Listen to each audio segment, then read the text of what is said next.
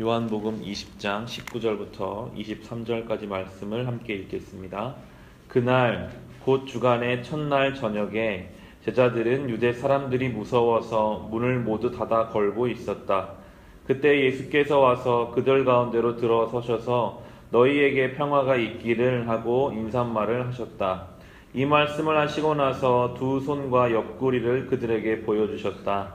제자들은 주님을 보고 기뻐하였다. 예수께서 다시 그들에게 말씀하셨다. 너희에게 평화가 있기를 빈다. 아버지께서 나를 보내신 것 같이 나도 너희를 보낸다. 이렇게 말씀하신 다음에 그들에게 숨을 불어넣으시고 말씀하셨다. 성령을 받아라. 너희가 누구의 죄든지 용서해 주면 그 죄가 용서될 것이요 용서해 주지 않으면 그대로 남아있을 것이다.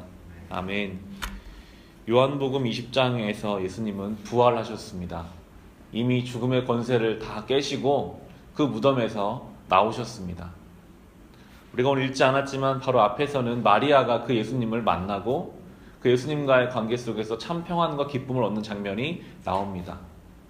분명히 예수님이 부활하셨고 그 예수님을 경험한 사람도 있는데 오늘 이 제자들은 예수님의 부활도 아직 알지 못하고 그 예수님의 부활을 경험한 자들도 아직 만나지 못했기 때문에 예수님은 부활하셨는데 여전히 그들의 삶은 두려움 속에 빠져 있습니다. 문을 다 걸어 잠그고 그곳에 모여서 두려워하고 초조해하고 있는 것이 지금 제자들의 실상입니다. 이것이 부활 이후 예수님의 그 부활을 경험하지 못한 사람들의 모습을 보여주고 있습니다. 예수님은 이미 부활하셨고 승리하셨는데 그 예수님을 알지 못하는 인생은 누구나 다 이렇게 살아갑니다.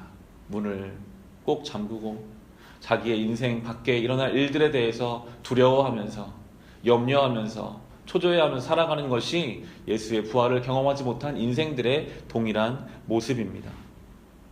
그런데 참 감사한 것은 이 문을 꽁꽁 걸어 잠그고 있는 이 제자들을 예수님이 먼저 찾아오십니다. 그들 가운데 그 두려움 가운데 있는 제자들을 찾아오셔서 평화를 빌어주십니다. 평안함을 허락하십니다. 무려 2번이나 반복해서 예수께서 평화를 빈다, 평화를 너에게 주겠다라고 말씀하시는 예수님을 볼 수 있습니다. 직접 제자들에게 친히 두 손과 옆구리를 보여주시면서 이렇게 죽음과 죄와 싸웠고 내가 승리하였노라고 그들에게 보여주시자 제자들에게는 기쁨이 넘쳐나기 시작합니다.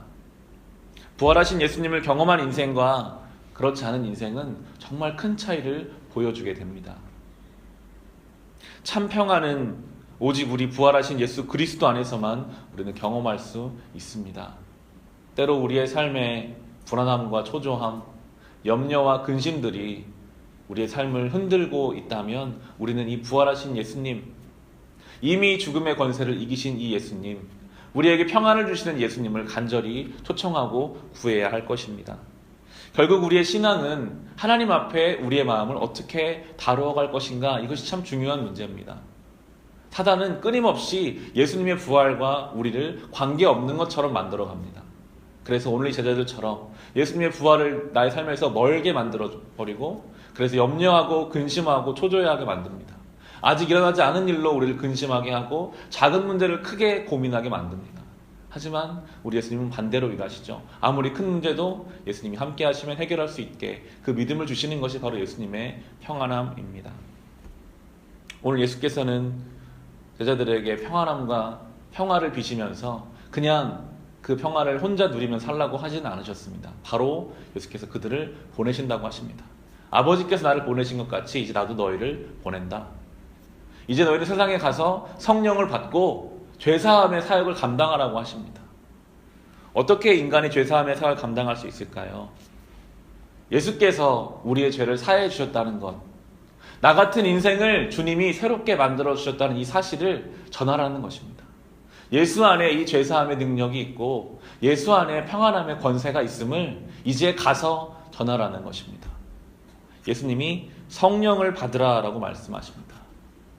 때로 우리는 성령에 대해서 좁게 이해할 때가 있습니다. 성령을 받으면 개인적인 은사와 어떤 체험을 경험하는 것으로만 생각할 때가 있는데 성경이 말하는 성령은 성령이 너희에게 임하시면 권능을 받고 예루살렘과 온 유대와 사마리아와 땅끝까지 이르러 증인되는 삶을 살아가는 것이 성령의 역사입니다.